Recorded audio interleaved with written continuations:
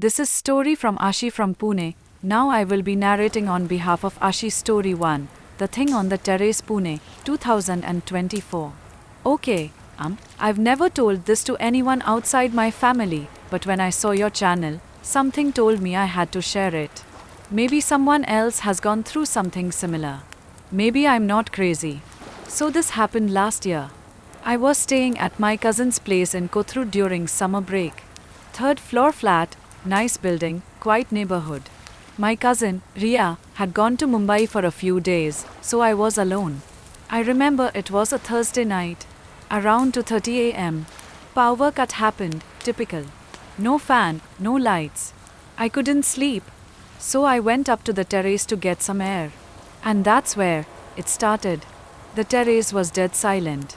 Just the sound of dogs barking far away, and that sticky, heavy kind of silence that makes your skin crawl. I stood near the water tank, scrolling my phone, when I heard it. Soft footsteps. Behind me. I turned around. Nothing. I told myself it was my mind playing tricks. But then, I heard breathing. Heavy. Labored. Right next to me. I froze. My body refused to move.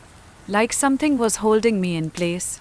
And then, I saw it.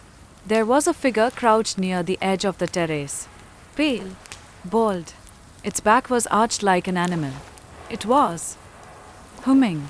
I swear to you, it was humming some old Marathi lullaby. My grandma used to sing it when I was little. I don't know how that thing knew it. And then it stopped. Slowly, it turned its head. Not the body. Just the head. Its eyes, they weren't eyes. Just black holes. And its mouth was too wide, like it had been torn open. I don't remember running. All I remember is waking up in my room, door locked, sweating like crazy. My phone was still in my hand. But here's the part that messed me up the most. Next morning, I went back to the terrace. There were scratches. Deep, long ones, like claw marks on the floor, right where I'd seen it. And next to them, my name, carved in the cement. Not written, carved. I moved out the same week. You don't have to believe me. But if you ever stay in Kothur and the power goes out, don't go to the terrace. Just don't.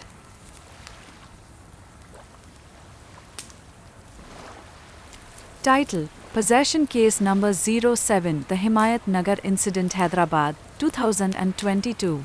I'm Dr. Swati Rao, Forensic Psychologist, Hyderabad Police. My job is to understand the minds of criminals. I've interviewed rapists, serial killers, even cult leaders. But what happened with case number 07? It changed everything I believe about reality. It started with a 14-year-old girl, Tara. Brilliant student. No history of violence. Until one evening, she stabbed her father in the chest. No motive. No prior warning. When we brought her in, she was different. She didn't speak. She growled. Her eyes darted like an animal's. She kept muttering something in Telugu. Nenu vastunnanu. Tirigi vastunnanu. I am coming. I am coming back. At first, we thought trauma, maybe abuse. But the medical reports came back clean. No drugs, no injuries, no history of mental illness. So I tried to speak to her. Alone, the room was cold. Too cold, even for November. She sat in the corner, whispering to herself. I gently called her name. She turned to me and smiled. But it wasn't her smile. It felt borrowed, like it didn't belong on her face. Then she said, in perfect Urdu, "You look just like your mother." Shame what they did to her. I froze. My mother was murdered during the 2002 riots. It was never made public, never part of any record. I whispered, "Who are you?" She leaned in, eyes completely black. No whites, just darkness. We never left. This city belongs to us. Lights flickered. The camera in the room shut off.